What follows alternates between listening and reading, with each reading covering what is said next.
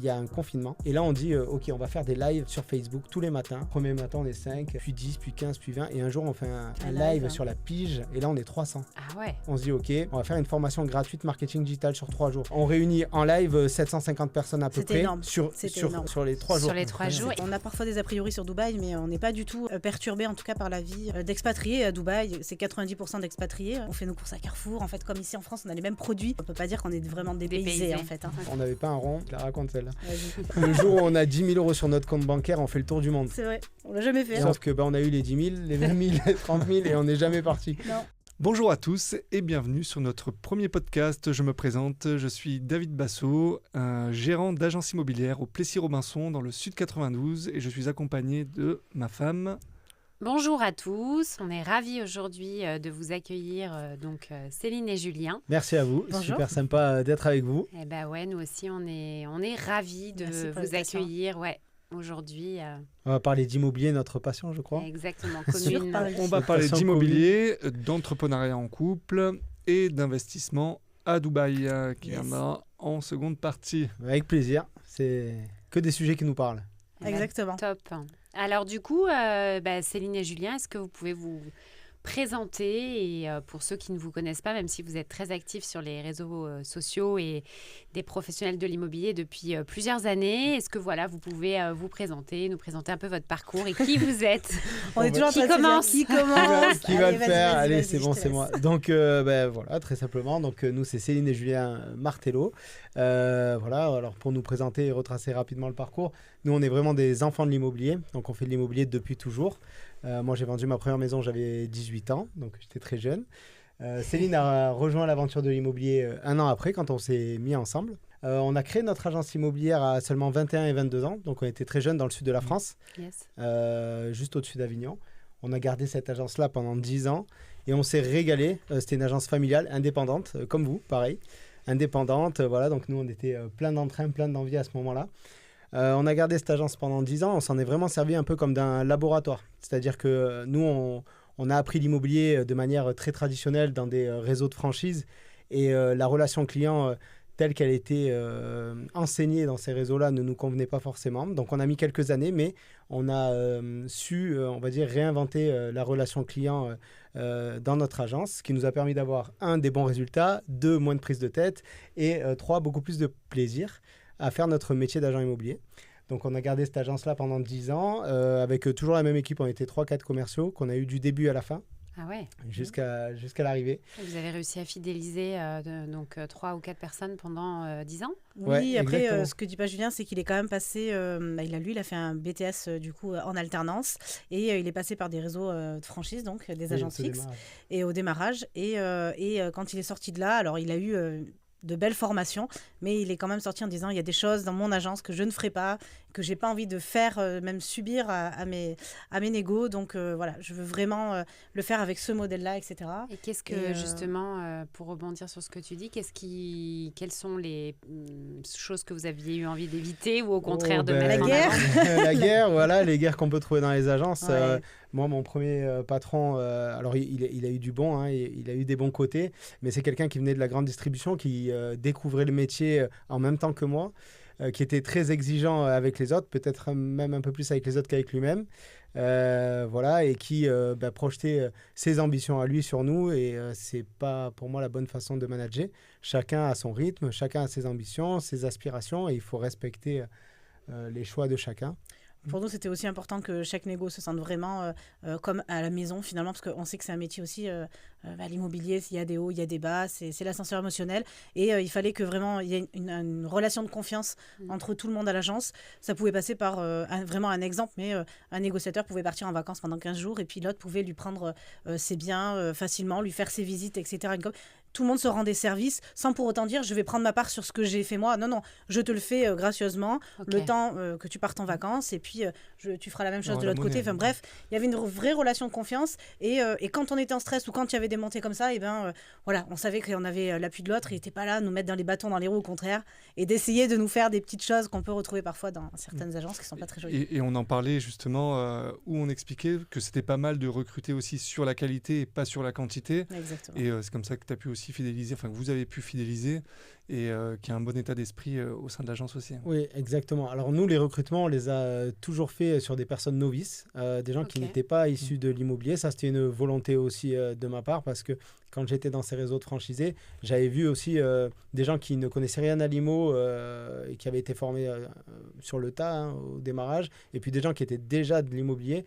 Et c'est vrai que j'avais une impression qu'avec quelqu'un, et c'est pas une impression, ça s'est quand même constaté assez souvent, quelqu'un qui n'avait pas d'expérience, pas de recul, était plus facilement intégrable à nos méthodes de travail. Donc voilà, donc le premier volet, c'était vraiment cette partie management, on va dire, et ambiance de travail qui pour nous tenait vraiment à cœur. Puis assez novatrice du coup, parce que c'était il y a combien de temps du coup la création de l'agence? Alors les dates, c'est pas moi, c'est avec lui. Il y a 15 ans maintenant. Il y a 15 ans, c'est vrai que ce management un peu bienveillant là, dont vous parlez, c'était assez novateur. Donc, en fait, on a toujours essayé avec l'agence, sur tous les points, d'essayer d'être justement novateur, d'avoir quelque chose de différent, de se différencier de partout. Quand on s'est d'ailleurs implanté sur cette ville, les autres agences étaient plutôt des agences un peu anciennes, etc. Et on avait vraiment envie d'avoir une agence où, quand les gens rentrent dans l'agence, on ne dirait même pas qu'on est dans une agence en fait à l'intérieur.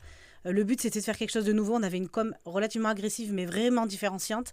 Notre management était différenciant. Bref, tout était... Enfin, on essayait vraiment à chaque fois d'être différenciant avec les rendez-vous clients, etc. Pour faire la différence. Et ça plaisait pas, Julien, tu me racontais que tes concurrents, enfin confrères ou concurrents, là, parce que c'était pas très sympa, des anciens étaient venus te voir dans ton agence en disant, bah alors les petits jeunes, combien de temps vous allez rester? 6 mois, 1 an? On en a eu 2-3 comme ça. Ça, c'était vraiment pas le côté très rigolo parce qu'en plus, on était jeunes, mais c'est moi qui me suis confronté à eux. Et c'est vrai que c'est pas évident parce qu'on se sent pas à 21 ans, on se sent pas moi j'avais 22 ans, on se sent pas toute la légitimité du monde non plus.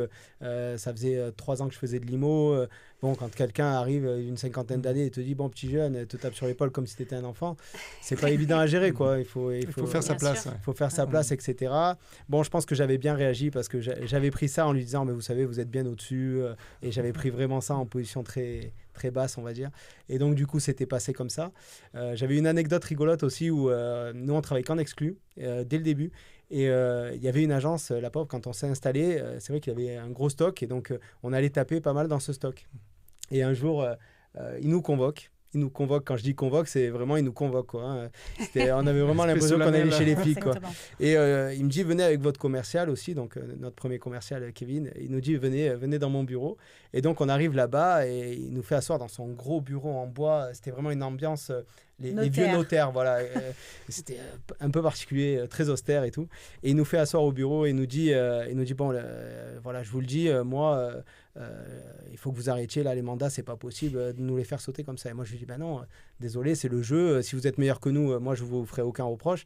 Mais si les clients préfèrent passer par nous, ben, il faut respecter ça. Oh, punaise. Et là, il change de comportement. Il me dit, oh, vous êtes dur en affaires, vous.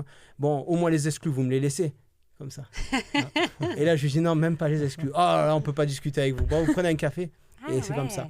Et ce gars-là était détesté dans ma ville. Et je suis la seule personne qui peut en dire du bien. C'est incroyable. Il n'y a personne qui pouvait le sentir. Et avec moi, ça s'est toujours super bien passé. Donc, comme quoi, on a des contre-exemples aussi, des fois... voilà. Mais émotionnellement, pour moi, à ce moment-là, ça avait été l'ascenseur émotionnel parce que j'étais très jeune, quoi. Il faut remettre ça dans le contexte. Puis tu n'as pas d'expérience. Un peu d'expérience et puis en tant que jeune dirigeant, voilà, peut-être quelqu'un qui a de la bouteille. Et du coup, vous avez noué aussi peut-être des relations avec justement d'autres confrères avec qui vous faisiez des intercaps, des choses comme ça ou pas du tout? Pas du tout. Pas du tout. Ça se faisait pas. Pas du tout. Dans notre ville, c'était... On vient d'une petite ville où les mentalités sont quand même très fermées. D'accord. Ça a évolué. Et là, je dirais merci les mandataires, entre guillemets, parce que c'est vrai qu'ils ont apporté un vent nouveau quand même en termes d'état d'esprit. Voilà, qu'on n'avait pas, nous, entre agences traditionnelles, surtout les anciens là, qui étaient là depuis les années 90 sur notre ville. Donc... ça a ramené un petit vent de fraîcheur, on va dire. Et puis les mandataires collaboraient beaucoup, étaient demandeurs de collaborer plus avec les agences. Donc, là, on s'est ouvert plus avec les mandataires. Et puis après, avec le temps, on n'était pas non plus beaucoup aimés par les autres, parce que forcément, déjà au bout d'un an et demi, on avait déjà 70 exclus en vitrine. On a très rapidement...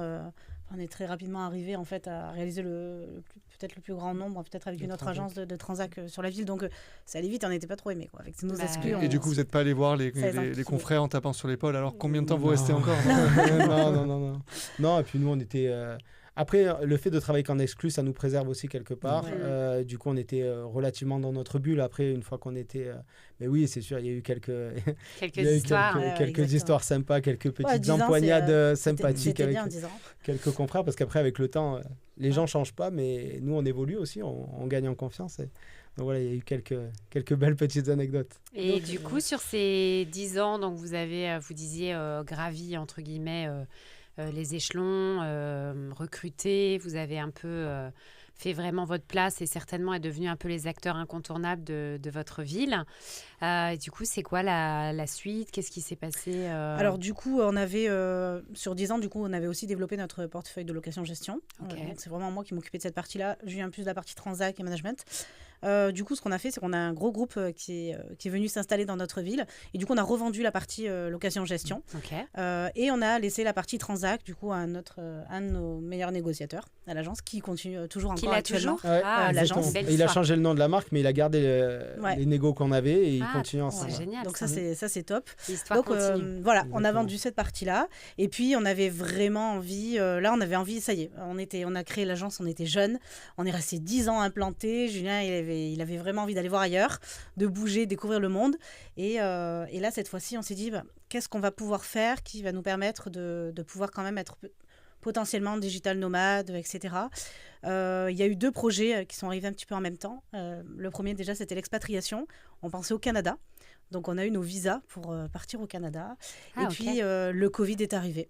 Donc, frontières fermées. Et le Canada, c'est parti un peu le projet Canada est parti assez rapidement, malheureusement, parce qu'on n'a pas pu partir. Vous avez eu le PVT qui n'est pas évident à avoir en plus. Avant 35 ans.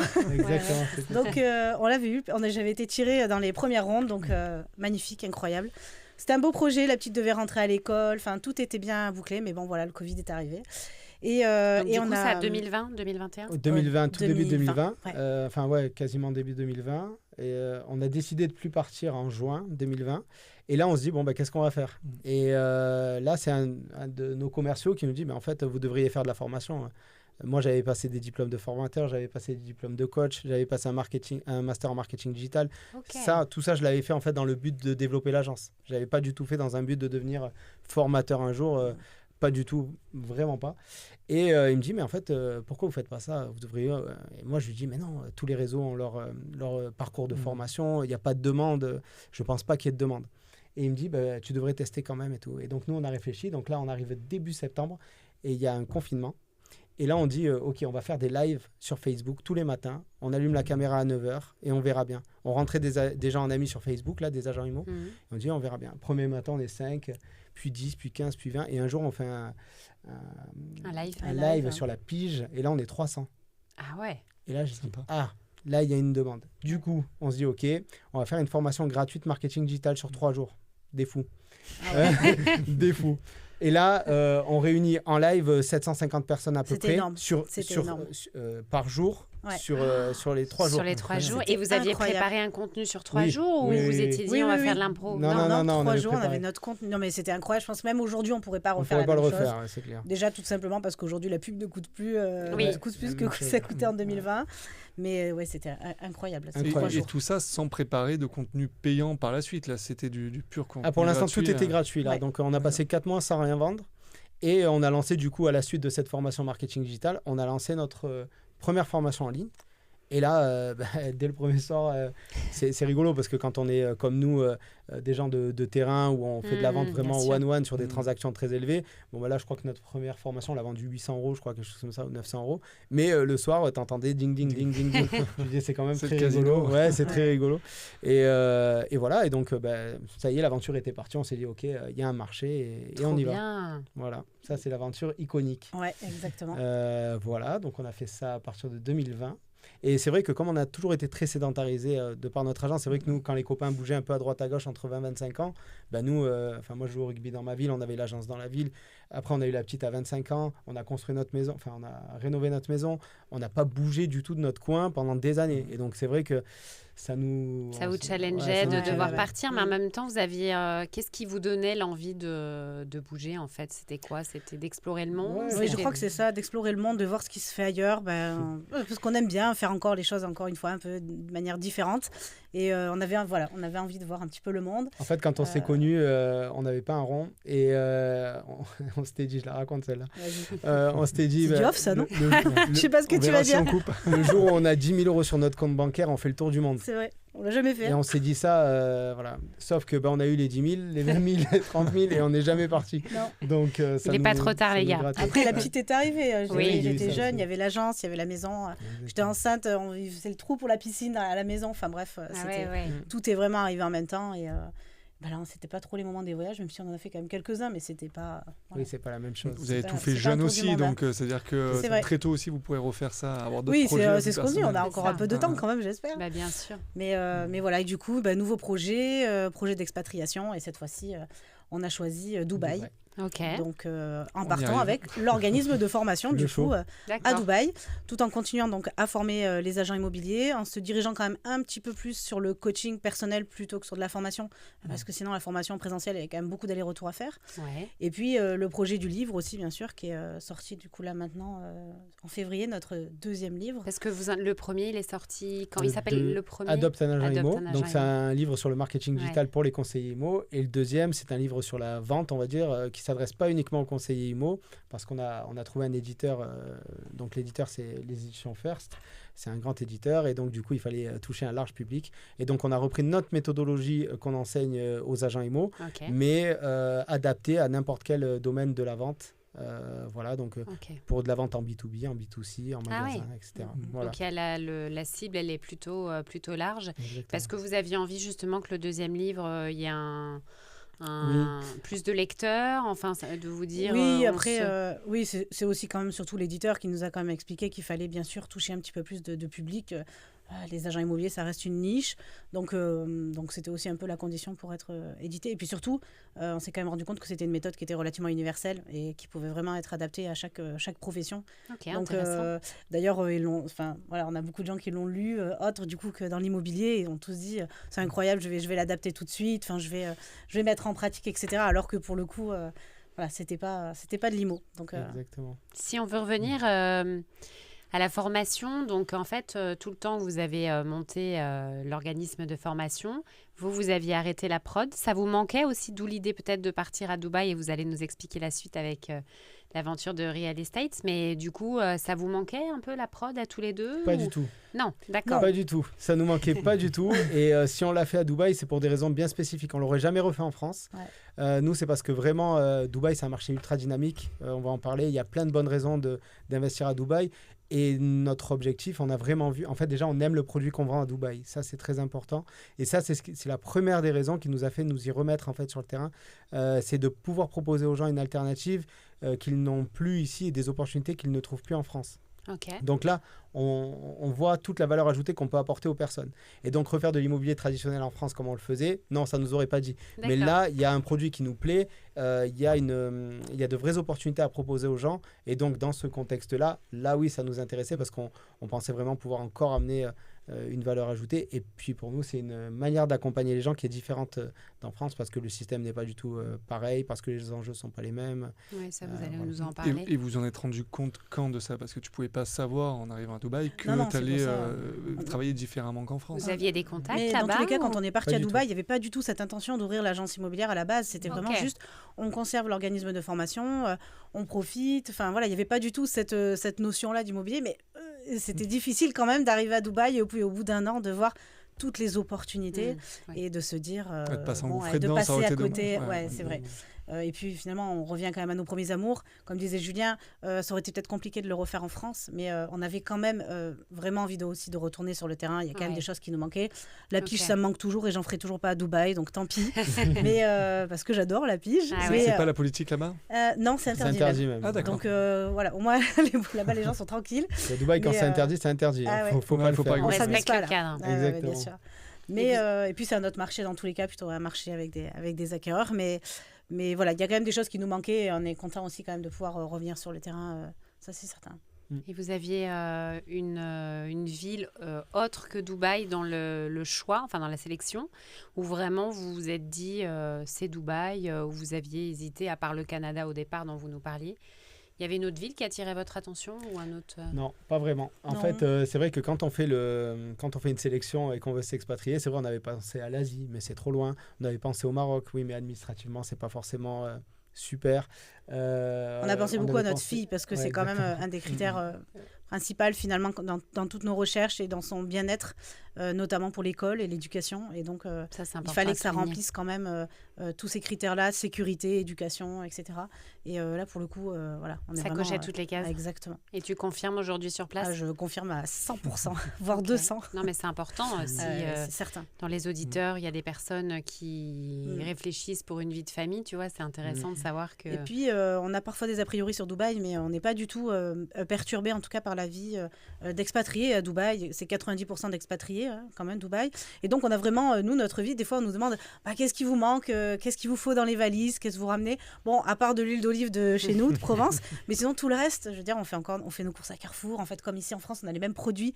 On n'est vraiment pas, on peut pas dire qu'on est vraiment dépaysé, en fait. Hein. Ok. Donc, ça, c'est cool aussi. On a vraiment une vie un peu comme ici. Bah, c'est une ville qui cherche de toute façon à attirer du monde et Tout donc à qui fait. s'adapte à Exactement. tout type de personnes. Ouais. Exactement, et notamment aux familles. On n'en parle pas beaucoup, ça, malheureusement, à la télé, Ouais, parce mais- on parle soit des problèmes de Dubaï, soit des influenceurs, voilà, mais on parle jamais de Des la vie familles sur qui place. viennent s'installer. Exactement, et on est 35 000 Français. On est la 5e nationalité qui investit le plus à Dubaï dans l'immobilier. Ok. Donc voilà, on n'en entend jamais parler de ça. 35 000 Français, ça fait quand même déjà une jolie Bien petite sûr. ville. Déclaré en plus. Donc, Déclarés, vraiment, donc il y en bien a qui vu. ne sont pas encore déclarés à Dubaï. Donc voilà, et majoritairement, c'est des familles qui sont installées. On parle aussi beaucoup d'entrepreneuriat à Dubaï, mais Oui. il y a un monde du salariat qui est hyper développé parce qu'on a les plus grandes entreprises françaises qui sont installées à Dubaï. Ok. Donc voilà, ça aussi, on n'en parle pas beaucoup, mais il n'y a pas que l'entrepreneuriat à Dubaï. D'ailleurs, nous, la plupart de nos amis ne sont pas entrepreneurs. Oui, on a beaucoup de salariés. Il y a beaucoup d'avantages pour les salariés à Dubaï. Ils Ok. ont beaucoup d'avantages. Ils peuvent avoir la voiture, mais surtout, ils ont. On les envie, on les alors, envie, on le dit. Ah ouais, parce Allez, qu'on va, on les envie. on va donner les avantages des salariés, quand même, ça vaut le coup à Dubaï, puisque évidemment, les gros postes qui sont assez coûteux à Dubaï sont pris en charge par l'entreprise quand on a un poste qui est assez intéressant, notamment le logement qui va être pris en charge par la société, l'école qui va être pris en charge et la mutuelle. Donc vraiment, les 3 postes les Ok. plus coûteux sont pris en charge Très par la société. Ok. Donc ça, c'est quand même assez intéressant. Le salarié, évidemment, il n'a pas d'impôt hein, sur son salaire. Ok. Donc le pouvoir d'achat est assez sympa pour un salarié à Dubaï. Ok. Bah, ça, je Après, savais quelle est pas. la pérennité de tout ça? Parce qu'on en parlait, Julien, justement, en se disant qu'ils font beaucoup de choses pour attirer. C'est une ville qui est en plein développement. Ils sont encore en train de développer plusieurs quartiers. Mais un jour ou l'autre, ça va certainement s'arrêter. Je ne sais pas si vous avez une vision aussi là-dessus, sur ces avantages à un moment. Quand est-ce qu'ils vont arrêter? Est-ce que ça va être sur du Exactement. court, moyen, long terme? Eh bien, je pense que Dubaï, c'est une ville qui est en plein boom, en pleine effervescence. Et ce que je dis toujours, c'est qu'avant d'investir dans n'importe quel marché, ce qu'il faut comprendre, c'est le marché, comment il fonctionne et pourquoi il va rester porteur dans le temps. Parce qu'on parle beaucoup de villes qui sont un peu des bulles immobilières. Mm. Là, on parle par exemple beaucoup de Marrakech, par exemple, ou de Tout à Bali. fait. Voilà, et on dit la même chose un peu de Dubaï.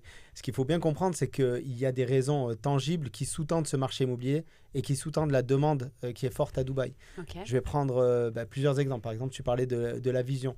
Le Shir de Dubaï a mis en place un plan qui s'appelle le plan de Dubaï 2040 et qui vise à doubler la population d'ici 2040.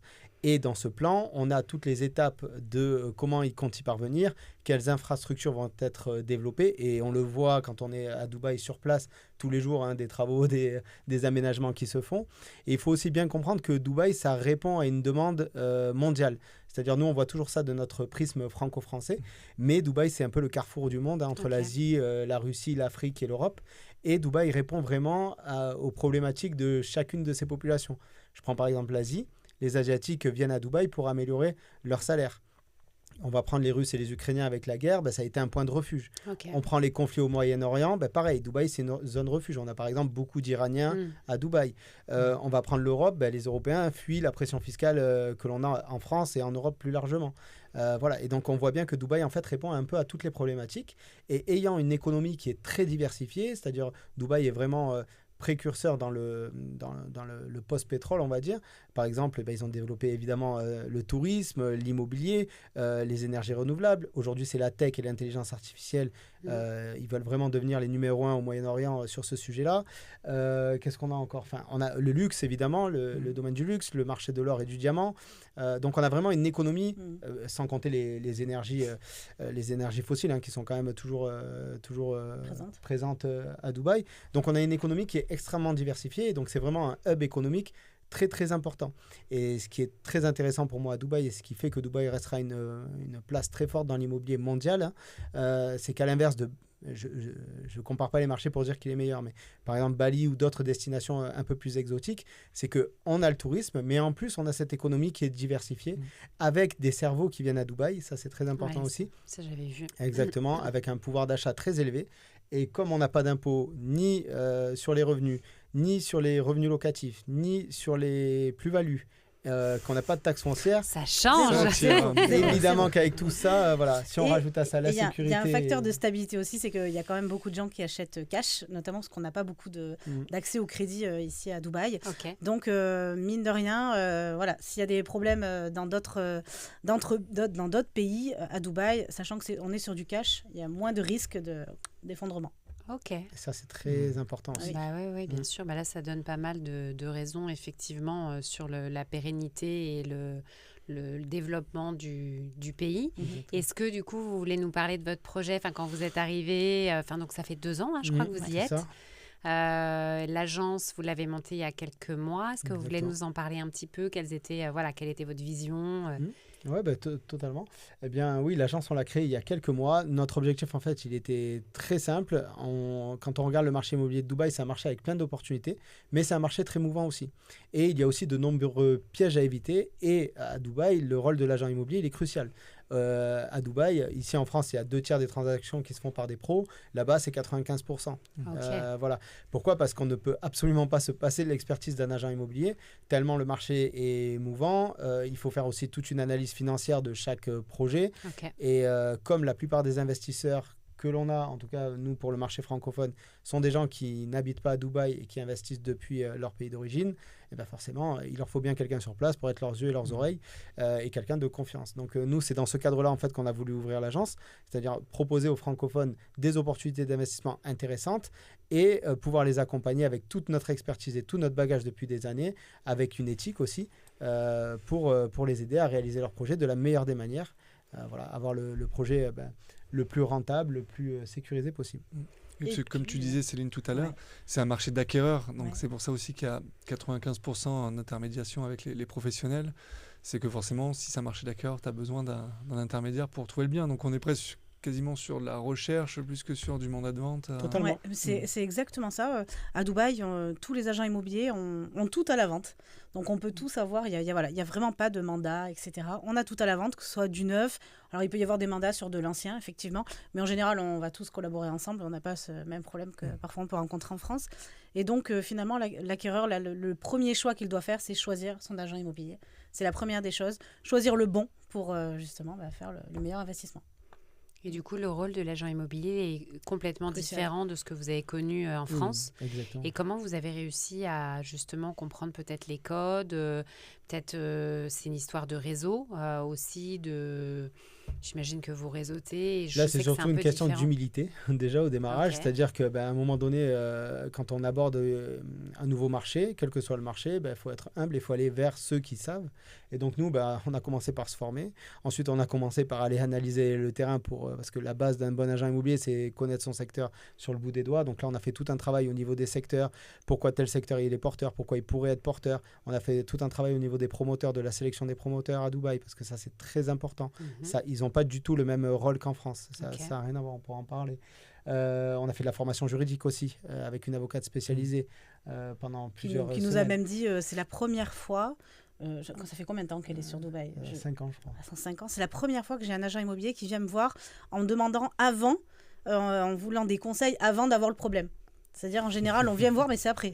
D'accord. Et nous, on lui a dit non, mais nous, c'est super On important. anticipe. On veut tout savoir, Bah ouais, comment on va pouvoir gérer ce genre de problème, etc. pour etc., anticiper, ouais, et Pour être anticiper et donner de vrais conseils, Oui, bien pas sûr. à partir dans n'importe quoi. Et Après, vous étiez les seuls à la solliciter, c'est Ouais. quand même incroyable. Même encore aujourd'hui, je pense. Ouais, mais c'est vraiment important. C'est-à-dire que nous, on est des spécialistes de l'immobilier, donc on va pouvoir orienter les gens vers ce qui est le mieux pour eux en fonction de leur profil d'investisseur. Mais après, sur la partie juridique, on est quand même dans un pays étranger. Je pense que c'est bien qu'ils soient accompagnés par quelqu'un dont c'est le métier à proprement parler, qui est tous les jours sur des problèmes juridiques avec les promoteurs, par exemple, ou avec les agences, et qui peuvent les orienter au mieux. Donc nous, on a créé ce partenariat, par exemple, par la suite avec elles, pour que sur tous les contrats qu'on fait signer aux clients, eh bien, elles soient là, et elles puissent vérifier de ce que nous, on constate sur le terrain, ou de ce qu'on a remonté aux clients sur le terrain, pour que ça soit raccord entre ce qu'ils signent et ce qu'on leur donne comme info. Ok, Voilà. donc il y a un gros boulot, vraiment qui est différent de celui que vous connaissiez. Et alors, du coup, qu'est-ce que vous pouvez nous en dire après quelques mois de... Eh ben, on se régale, encore une fois. On avait envie de faire quelque chose de différent. Et donc, avec l'agence, on a vraiment essayé d'accompagner les clients d'une manière différente. Donc, on s'est dit, est-ce qu'on le fait de cette manière-là ou est-ce qu'on fait comme les autres? Les autres, c'est pas compliqué. Ils avaient un acquéreur et puis hop, tout de suite, allez, faut se décider sur cette résidence, il faut y aller, etc. Et puis nous, on s'est dit, non, on va essayer de faire ça plus calmement. On va bien expliquer. On va prendre le temps avec nos clients de vraiment faire une belle découverte, de voir un petit peu son besoin, comment on peut l'accompagner à Dubaï, voire dans d'autres villes, ou même en France, s'il a besoin de vendre ses biens. Ça, c'est souvent le cas. Et puis ensuite, on va vraiment analyser le marché avec le client, les opportunités qu'il peut avoir, le conseiller au mieux avec des avantages, des inconvénients, vraiment être le plus neutre possible finalement.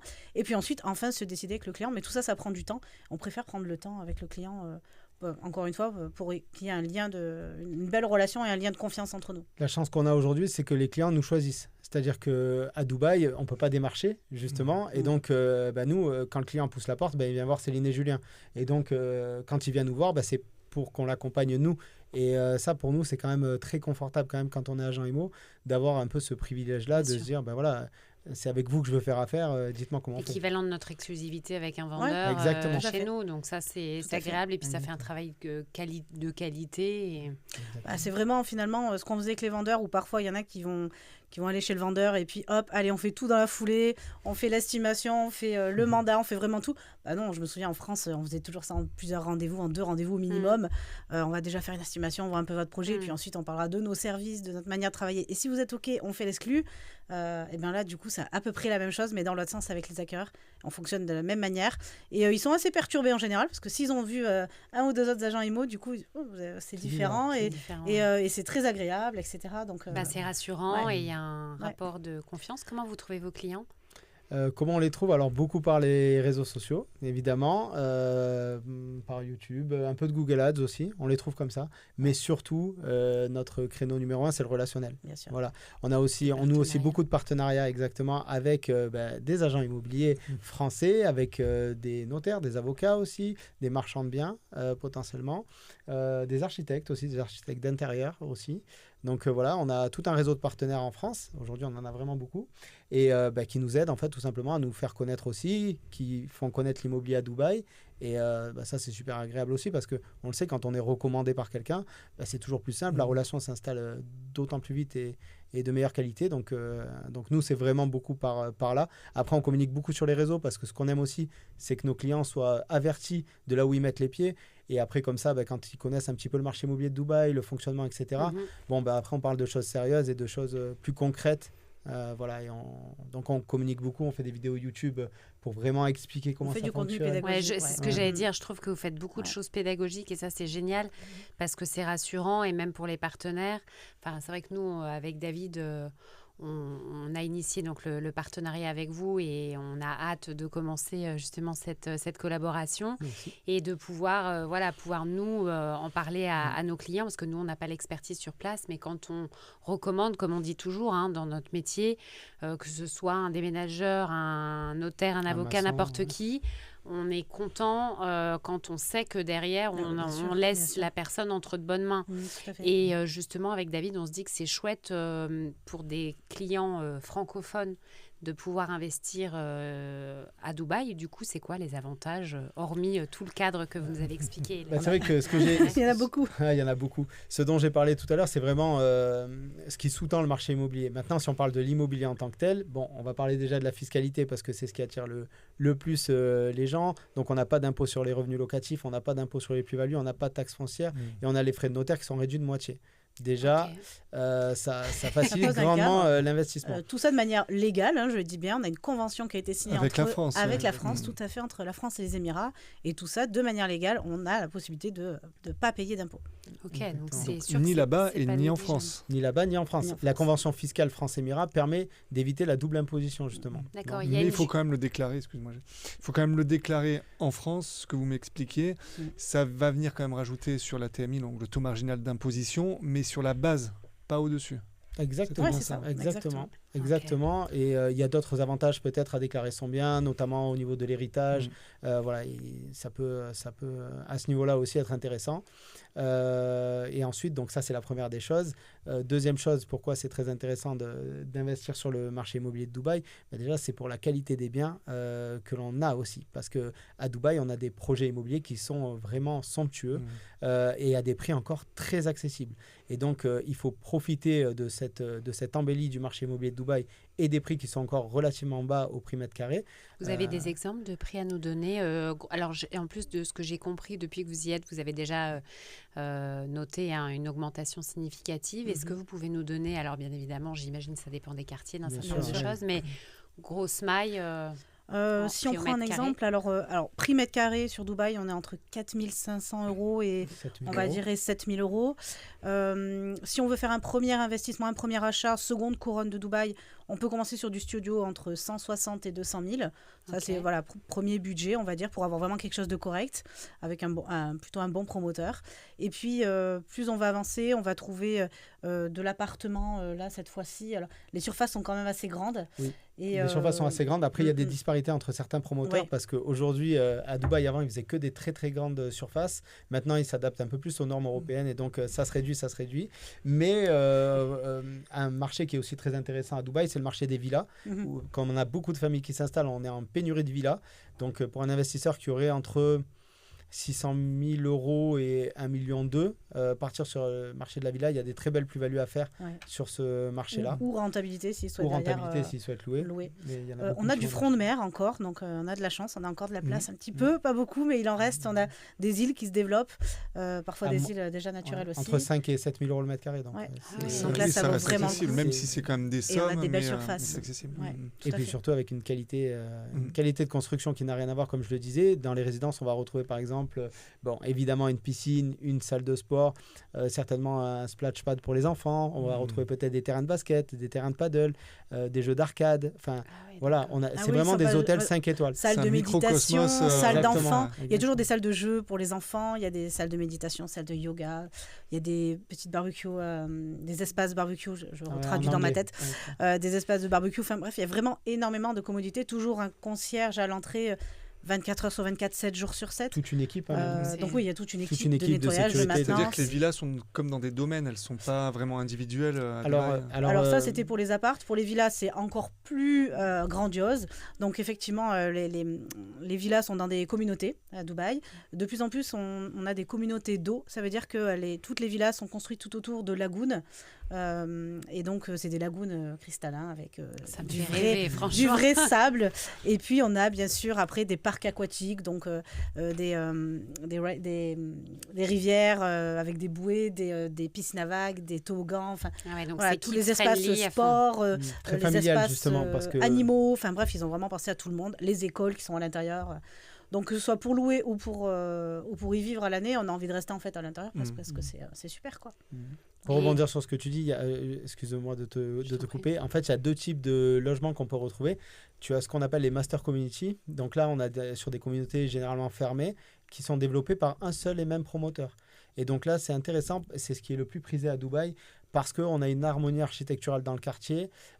Généralement, les promoteurs qui font ça, c'est les top promoteurs de Dubaï. On va parler par exemple de Emaar qui ont construit le Burj Khalifa, d'Hamac qui est le plus grand promoteur privé et qui fait ses projets dont Les parle lagoons, Céline, les ouais. lagoons, voilà. On a Shoba, par exemple, c'est aussi un promoteur de très haute qualité. Et donc voilà, là, on a des master community. Là, les prix sont légèrement plus élevés, toujours dans la tranche de prix quand même qu'on vous a dit, et qui sont très demandés. Donc voilà. Et après, on a des quartiers, on va dire, plus standards, où là, on a plusieurs promoteurs dans le quartier. Les espaces communs du quartier sont gérés par un promoteur d'État qui s'appelle Nahil, qui va gérer toutes les rues, les parcs, etc. dans le quartier. Et après, chaque promoteur va gérer son building, va gérer ou déléguer. Ça, il faut faire attention aussi. Voilà. Et donc, voilà un peu comment ça s'organise l'urbanisme à Dubaï. D'accord. C'est hyper cadré. Et donc, justement, vous qui êtes là-bas depuis 2 ans, vous nous disiez tout à l'heure que vous avez déjà remarqué un peu, c'est pas un peu, mais une augmentation en 2 ans. Est-ce que vous avez un peu, là sur la suite, même si bien évidemment, on ne sait jamais à l'avance, mais c'est quoi un peu les prévisions si vous pensez en avoir? Le marché, là, il a pris 20% à Dubaï sur cette année. C'est énorme. C'est énorme. D'autant que l'année d'avant, c'était quasiment la même chose, un tout petit peu moins. Donc oui, c'est énorme. Il faut savoir aussi que les prix des locations ont fait qu'augmenter. Ça, dans beaucoup de quartiers. Le nôtre, notamment, a pris... on trouvait un 2-bed. On trouvait ça à peu près dans notre quartier Cricarbourg, pour ceux qui nous écoutent. On trouvait un 2-bed entre 110 et 130 000 dirhams, ce qui revient à peu près à la location à l'année. À la location à l'année. À peu près là, on est 30 000 plutôt entre 140 000 dirhams et 175 000 dirhams. Donc, ça fait une grosse augmentation. Voilà, donc ouais, à la vente ou à la loc, ça fait que augmenter. Après, le marché est mouvant quand même. Donc, il faut toujours faire attention dans les quartiers dans lesquels on va investir. Pour investir dans un bon quartier, qu'est-ce qu'il faut? Il faut qu'il y ait des points d'attractivité dans le quartier. Et il faut faire attention parce qu'à Dubaï, certains promoteurs développent des projets dans certains quartiers et donc il y a toute une hype qui peut se faire autour d'un quartier, par exemple. Alors que concrètement, une fois que les promoteurs auront livré leur projet, bon, est-ce que cette zone-là, elle est finalement si attractive que ça? C'est pas dit. Donc là-dessus, il faut quand même faire un peu attention parce qu'on peut avoir quelques corrections. Ça s'est déjà vu sur certains quartiers. Voilà, des quartiers qui avaient un peu le vent en poupe pendant quelques années. Et puis, il y a eu une petite correction. Donc, d'où la nécessité de prendre un agent immobilier sur place qui connaît bien qui a une bonne expertise aussi. Et puis, la partie juridique que vous soulignez, elle est quand même très importante. Et au travers de ce que vous disiez de l'avocate, voilà, je pense que c'est bien aussi que... vous ayez cet appui-là parce que nous, on se dit que, par exemple, sur nos clients, si on en a 1, 2, 3, 10 qui veulent peut-être se tourner vers le marché de Dubaï, parce qu'effectivement, avec tous les avantages que vous nous avez donnés, je pense que ça va séduire plus d'un Français et je pense que c'est déjà le cas aussi de vous dans votre portefeuille. Oui. Et justement, sur les autres partenaires que vous avez, vous voyez déjà donc des personnes qui s'intéressent, j'imagine, de plus en plus à Dubaï. Qu'est-ce que vous pouvez nous dire là-dessus? Oui, on a d'autres partenaires. Alors, on a bien sûr des gestionnaires de patrimoine et puis on a aussi une partenaire qui est juriste et qui s'occupe de toute la partie création d'entreprise. Donc, on a aussi quand même beaucoup de personnes qui viennent sur Dubaï pour venir y habiter ou travailler et donc on va les accompagner avec notre partenaire sur cette partie-là aussi. Parce que quand on vient sur Dubaï, il faut un visa. Et puis, quand on investit, on a aussi le droit à un visa. Donc, on n'est pas obligé de venir y vivre, mais en tout cas, ça nous permet d'avoir quand même ce visa et de se dire, potentiellement, si j'ai envie de venir, je peux. Et le visa, justement, il te permet quoi? De venir X semaines dans l'année? Ça, c'est quoi? Alors, le visa, il permet de venir vivre, notamment sur Dubaï. Si on y vient plus de 6 mois dans l'année, on est potentiellement résident fiscal. D'accord. Et surtout, ce qu'il faut savoir, c'est qu'à Dubaï, si on vient plus de 3 mois, dans tous les cas, là, cette fois-ci, il faut un visa. Donc, ce visa est quand même obligatoire. Okay. Donc, pour les visas, en fait, Dubaï a mis en place ça aussi. C'est vraiment bien pour maintenir la demande. C'est-à-dire que le but, comme c'est 90% d'expatriés, c'est que les gens aient une vision long terme sur leur installation à Dubaï. Et donc, ils ont mis en place 2 types de visas. Un visa investisseur qui s'obtient à peu près quand on investit environ 175 000 € selon le taux de change. Ou un Golden Visa qui a une durée de 10 ans cette fois, à partir du moment où on investit grosso modo 500 000 €. Voilà, et donc ça permet aux gens et notamment aux familles de se projeter à Dubaï et ça c'est très intéressant. Sinon il y a 2 autres moyens d'obtenir un visa, soit en étant salarié bien évidemment, soit en créant une société. Voilà. Okay. Donc ouais, c'est très intéressant. Et aujourd'hui ce qu'on se rend compte, c'est que oui, il y a beaucoup de gens qui viennent pour investir leur argent à Dubaï, ça c'est une chose, mais on a aussi beaucoup de gens qui, avec le contexte politique actuellement en France, voient un peu Dubaï comme une base arrière. Et ça, notamment beaucoup de chefs d'entreprise qu'on accompagne nous le disent, que ce soit pour leur entreprise ou sur le plan familial. Parce que il y a des conflits, quand même la guerre en Ukraine qui n'est pas très loin, on a des conflits au Moyen-Orient, on a même en interne chez nous quelques difficultés. Donc il y a des gens qui réfléchissent dans ce sens-là et qui se disent pourquoi pas, on ne sait jamais. Voilà. Et du coup, si on veut prendre un cas d'usage concret d'un investisseur français, je parle vraiment d'investisseur et pas forcément de résidence principale, on va dire juridiquement, donc on a les notaires, etc. Donc tout se passe là-bas. On parlait aussi, alors pas là sur l'émission, mais on en parlait en off, des prêts. Alors soit en achat cash, comme tu disais Céline, mais il peut y avoir des prêts à condition que, et vous me corrigerez, que les banques françaises puissent hypothéquer des biens en France. Où il y a aussi les solutions de financement des promoteurs qui proposent des montages. En fait, quand on a vraiment, on va dire, on a deux choses sur Dubaï. Soit on a le neuf, soit on a l'ancien. Bon, l'ancien, pas très ancien, mais on va dire l'ancien. Sur la partie ancien, effectivement, on est plus quand même sur un paiement relativement plutôt cash, puisque c'est quand même assez difficile si on n'est pas résident français, d'avoir un accès au crédit à Dubaï. Ça, c'est quand même assez compliqué. Alors, comme tu le disais, dans certaines conditions, effectivement, en général, on en discute avec notre partenaire qui est conseiller en gestion de patrimoine et qui peut accompagner sur cette partie-là. Mais en général, on est plutôt sur du cash. À Dubaï, on peut être propriétaire en 48 heures sur de l'ancien.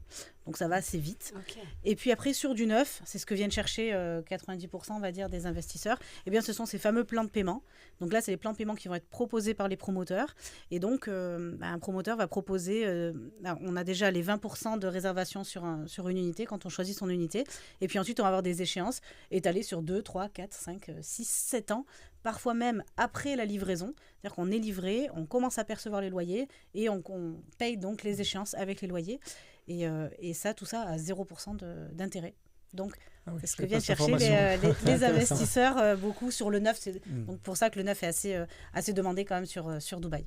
Okay. Et les frais, enfin pas les frais, pardon, mais les mutations, comment ça se passe? Donc c'est notaire forcément sur Dubaï, on peut avoir un notaire en France. On appelle ça un trustee office, c'est l'équivalent, mais après tout est très digitalisé, notamment dans le neuf, par exemple. Là, c'est très simple, il faut un passeport, remplir le booking form et faire le versement, et ça y est, derrière on a 3 titres de propriété en fait. On a le pré-titre, on a le coude, le pré-titre et le titre.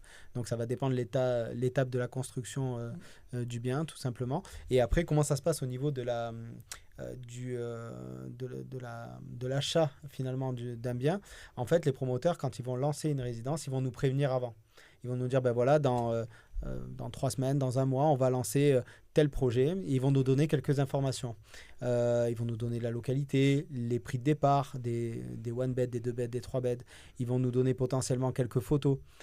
Et à partir de ça, charge à nous d'aller voir nos clients, de leur expliquer, il va y avoir tel projet qui va sortir dans tel quartier avec tel promoteur.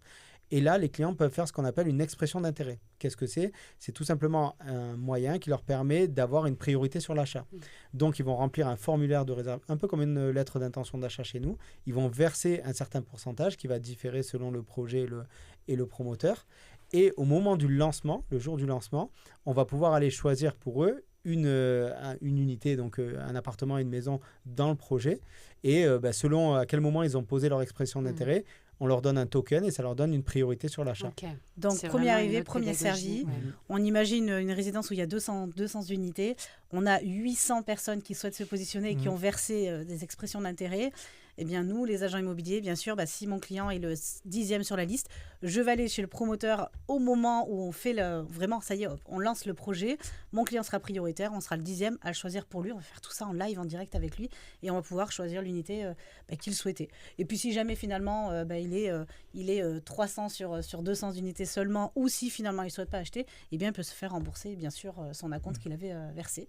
Mais ça fonctionne comme ça, en tout cas, sur les prime locations, sur les meilleurs projets. Ça fonctionne comme ça va quand même relativement vite. C'est d'ailleurs pour ça qu'il faut être un petit peu éduqué avant et savoir vraiment dans quel quartier on a envie d'investir, avec quel promoteur, etc. Avant, comme ça on se tient prêt et comme ça on a les meilleures unités. La mécanique en plus qui est complètement différente de chez nous. Donc complètement. Si tu expliques pas... Un premier exemple, les étages élevés sont mieux prisés et un petit peu plus chers, par exemple, que les étages en bas. Alors que nous, les Français, on préfère être plutôt... plutôt bas. Non, à Dubaï, on veut de la vue, on veut être au 30e, 40e, 80e étage. Donc tout ça, ça a un coût, bien sûr, mais évidemment, c'est les plus prisés. Donc, ça va être les premiers sûrement qui vont partir. Ça peut être les corners, ça peut être beaucoup. Tout est important. surtout bien sûr la vue pour la revente, pour la rentabilité, pour la location. Tout est différent aussi. Tout est important. Et c'est vrai que cette façon de fonctionner, on en discutait hier, les Français n'ont pas forcément l'habitude, donc ils sont craintifs. Tout à fait. Donc ce qui se passe souvent, vous nous raconterez si vous avez des expériences, mais ils vont rater une première opération, ils vont se rendre compte que ça fonctionne vraiment comme ça et que ça fonctionne bien comme ça. Et la seconde opération, ils vont foncer. Il ne faut pas que ça leur passe sous le nez. Oui, ça parce qu'en fait, on a vraiment ce prisme français. On regarde vraiment, oui, mais est-ce qu'il y a vraiment des Français qui achètent? Oui, peut-être, mais on n'est vraiment pas les seuls. On est les 5e, mais avant, il y a beaucoup de nationalités, beaucoup de personnes qui investissent à Dubaï, notamment des investisseurs qui achètent des étages entiers. Donc, ils sont prioritaires. Il y a vraiment beaucoup de monde et donc, ça va quand même très, très, très vite. Donc, effectivement, la première affaire, elle nous passe devant le nez. Et puis après, on se dit, bon, allez, ok, c'est bon, j'y vais, on y va, c'est parti. Et puis, en général, après un premier investissement, on part sur un deuxième, un troisième, etc. Donc ça c'est aussi sympa. À Dubaï, on a une fidélisation des clients qui continue sur le long terme. Et vous voulez nous donner peut-être un mot sur l'IMO ancien, parce qu'on parle beaucoup de neuf. Alors l'immobilier ancien, c'est un marché qui est un peu délaissé à Dubaï, parce que les agents immobiliers gagnent moins. Donc, quand on accompagne un client acheteur, la commission est de 2%, alors que quand on accompagne un client dans le neuf, nous, en tant qu'agence, c'est complètement transparent pour le client, on va gagner entre 4 et 6% sur le montant de la vente. Ça, ce qu'il y a de bien, ce qu'il faut rappeler, c'est que quand on accompagne un client dans le neuf, c'est les promoteurs qui nous payent. Donc, le client ne paye rien de sa poche. Il n'y a pas d'intérêt à aller voir le promoteur en direct qui, de toute façon, ne fera pas de prix différent qu'avec nous. Donc, pour lui, ça ne change rien. Par contre, si on l'accompagne sur le marché de l'ancien, c'est 2%. Et comme donc c'est 2% normalement, c'est 2% pour l'agent immobilier qui détient le bien et 2% pour celui qui amène l'acheteur. Donc, évidemment, c'est toujours 2 fois moins, voire 3 fois moins que ce qu'on peut gagner sur le neuf. Donc, c'est un marché qui est délaissé. Nous, on a fait le choix de faire le marché immobilier de l'ancien. Déjà parce que quand on aime l'immobilier, on s'intéresse à toutes les opportunités et le marché de l'ancien, c'est un peu plus technique. C'est-à-dire que quand on doit faire des analyses comparatives de projets, il faut se casser un peu plus la tête. Et moi, c'est vrai que j'aime bien ça. Donc, voilà. Oui, et puis on a des clients qui sont parfois aussi peut-être plus frileux sur du neuf parce que dans 7 ans, ils ont du mal un peu à se projeter. S'ils ont le cash, c'est aussi super de pouvoir investir directement, faire tourner son argent. On sait ce qui a été construit devant, sur le côté, etc. Il n'y a pas de, surprise, en tout cas moins.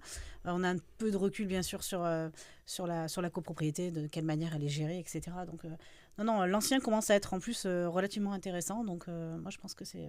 Et on peut aussi avoir, grâce à l'ancien, des très belles localisations. Ouais. Que des fois, dans le neuf, on n'a pas les projets à l'instant T pour satisfaire les clients dans tel quartier, etc. Et donc là, l'ancien, ça répond parfaitement à ça. Notamment le quartier comme par exemple Dubaï Marina. Tout le monde passe par Dubaï Marina quand on vient sur Dubaï. Mais aujourd'hui, il n'y a quasiment plus de terrain, plus de foncier, c'est terminé. Donc, on est quasiment obligé d'acheter dans de l'ancien sur Dubaï Marina. Et ça permet du coup d'avoir... il y a beaucoup de turnover dans l'ancien. Il y a quand même un flux entrant sur la ville. Mais est-ce qu'il y a un flux, le turnover, il est à peu près à combien? Ça, je ne pourrais pas dire parce qu'entre les Airbnb et les locations dans l'ancien, je ne sais pas. Par contre, oui, c'est sûr qu'il y a un gros roulement, surtout dans certains quartiers comme Dubaï Marina, qui est quand même très prisé plutôt par les jeunes, par les couples ou les célibataires. Là, il y a plus de mouvement. Après, sur des quartiers un peu plus installés, comme peut-être nous, comme Crick-Harbour, comme Dubaï Hills, comme toutes les communautés de maisons, Arabian Ranches, tout ça, c'est des quartiers où on a plus de familles, donc ça bouge moins quand même. Voilà. Et après, on a aussi toute une zone, parce qu'à Dubaï, ça aussi on peut en parler, on a toute une zone aussi qui est réservée aux Émiratis et aux habitants du Golfe. Okay. Voilà. Les zones où on ne peut pas acheter. On peut pas acheter à Dubaï. On ne vendra pas de toute façon ces logements-là. On ne peut pas les acheter, on peut simplement les louer, mais on ne peut pas les acheter. Okay. Ça leur est réservé. Petit à petit, on commence à grignoter un peu, ils commencent à revendre certaines villas. Et à Dubaï, ici, chose à préciser, c'est qu'on est bien propriétaire du sol et des murs, et il n'y a pas d'histoire de 99 ans. C'est comme en France, vous êtes propriétaire à vie, c'est transmissible. Il n'y a pas de souci. Ça, c'est intéressant.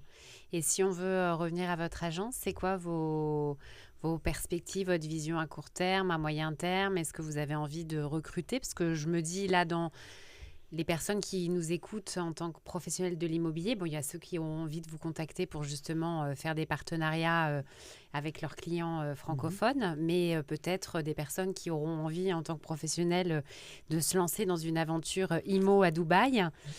C'est quoi vos projets? Eh bien, avec l'agence, nous, ce qu'on veut, c'est vraiment garder... On a 3 valeurs à l'agence qui nous sont chères. C'est les mêmes que quand on avait notre agence en France, c'est exactement la même chose. En 1, c'est l'authenticité avec les clients et la proximité avec eux, c'est très important. 2, c'est l'ambition, c'est-à-dire que nous, on est des gens relativement ambitieux et qui aiment beaucoup entreprendre. Après, je pense qu'on attire aussi les gens qui nous ressemblent beaucoup. Donc, voilà, on essaie d'avoir cette même ambition-là pour nos clients. Et la troisième valeur, c'est le professionnalisme. Et l'éthique, voilà. Et ça, c'est très important. On n'est pas les meilleurs du monde, mais par contre, on tend à l'être. Donc voilà. Et pour le recrutement, pour nous, ce qui est important, donc nous, le but, c'est de nouer des partenariats, parce que je pense qu'en fait, c'est très bien de nouer des partenariats. Nous, ça nous permet, aujourd'hui, c'est une grosse partie de notre business qui se fait comme ça, sur la recommandation. Peut-être qu'on aura des agents français, des agents à Dubaï, on en a déjà.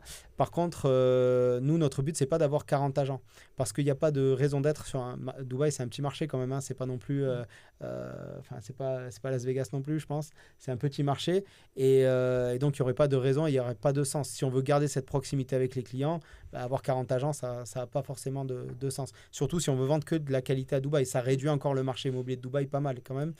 Donc voilà, pour nous, développer les partenariats, peut-être à l'avenir avoir quelques agents sur le territoire français, francophone même, au Luxembourg, en Belgique, en Suisse, ça pourrait avoir du sens. Voilà, maintenant, peut-être pas tout de suite, dans quelques mois.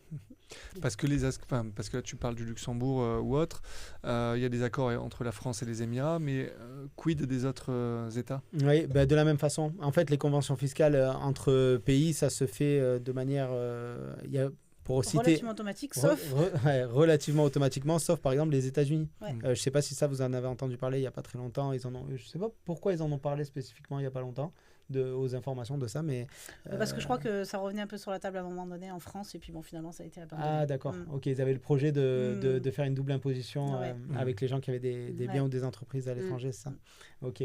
Donc, non, de la même façon, en fait, les conventions fiscales sont signées entre les pays, notamment de l'OCDE, avec les Émirats, donc c'est la même chose.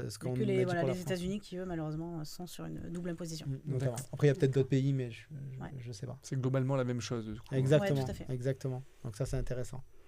Très intéressant. Ok, super. Et si vous aviez un petit mot de la fin à nous dire, chacun...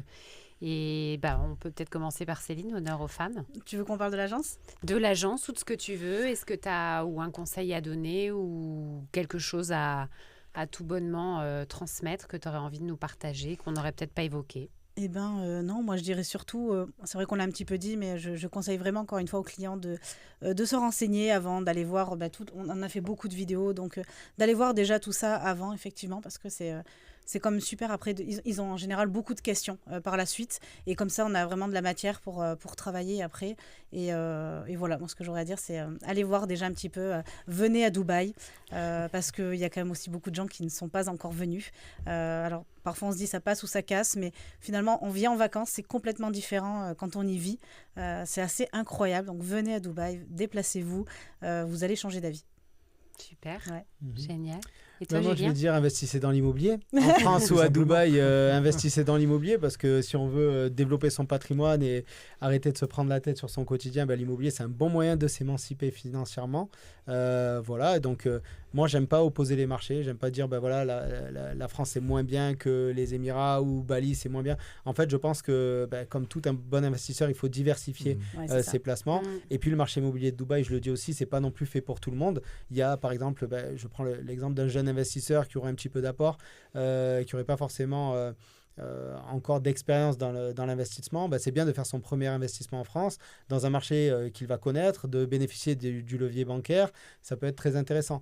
Maintenant, quelqu'un qui est un peu plus aguerri, qui a des revenus conséquents, qui aurait un apport intéressant et qui veut développer son patrimoine plus vite, les Émirats, là, je trouve que c'est idéal. Mais du coup, ça se complète bien à chaque étape un peu de la vie, en fonction de nos aspirations personnelles, de l'amour aussi qu'on a pour le pays là où on investit. C'est très important, c'est pour ça que j'ai commencé par ça. Nous, on est des amoureux de Dubaï avant de... C'est pour ça que j'ai dit venez à Dubaï pour découvrir. C'est ça. Et quand on aime le marché, qu'on comprend la dynamique du marché, ça c'est déjà très très important. Après, on y investit et puis voilà. Et il y a de très belles choses à faire partout, je pense encore. Voilà. Super. Bon, merci à vous. Alors déjà, première chose, on peut peut-être citer le nom de votre chaîne YouTube. Oui, On peut voir pas mal de vidéos. Très simple, Rock Real Estate. Vous allez nous trouver très vite. On est aussi présent, bien sûr, sur Instagram, Instagram, sur Facebook, sur TikTok. Sur TikTok. Même sur TikTok. Ouais, on fait pas mal de vues sur TikTok, effectivement. Et voilà. Et après, s'il y a des agents immobiliers qui nous écoutent, ou plutôt des agents immo, on a notre chaîne YouTube aussi, Iconique Immobilier, notre site internet. Voilà. Céline et Julien, si vous nous googlisez, vous pouvez pas Vous nous les trouver. trouverez facilement, je Très pense. accessible Voilà. sur la partie WhatsApp. On fonctionne énormément avec WhatsApp. À Dubaï, ça fonctionne beaucoup comme ça. Donc voilà, on a un numéro français, un numéro émirati et on est très très disponible via WhatsApp. En tout cas, moi, je voulais vraiment partager en petits mots de la fin que je trouve que c'est très, très intéressant ce que vous nous avez vous-même indiqué et partagé. On voit que vous êtes passionné aussi à Dubaï, certainement autant que dans le sud de la France. Et voilà, c'était très, très instructif aussi de voir un petit peu ce qu'il en était. Et on voit que vous êtes, malgré que vous soyez implanté que depuis 2 ans, on voit que vous êtes vraiment aguerri du marché, des étapes, de comment ça s'organise, de tous vos partenariats, parce que je sais que vous avez mis en place beaucoup de partenariats. On avait pas mal parlé de networking, etc. Et visiblement, vous êtes bien implanté. Donc, bravo à vous pour votre dynamisme. Merci beaucoup. Ça donne envie. Et voilà, donc nous, on sera ravis de pouvoir avancer avec nos clients. Et venir vous voir. Et venir vous voir j'espère aussi. bien, hein. On va faire un très bel event en mars. Hein. Ouais. En janvier? Non, fin janvier là. Fin dans 15 janvier, jours. là. Fin janvier. Je rentre, je l'organise. Je vais commencer à me gratter. Ouais, c'est ça. Donc, merci beaucoup en tout cas. C'était super. Merci à vous Merci pour à ce vous deux, temps. c'était super. Génial. Et Merci. puis à très bientôt. Ouais, bientôt. À très bientôt. Salut tout le monde. Merci. Salut.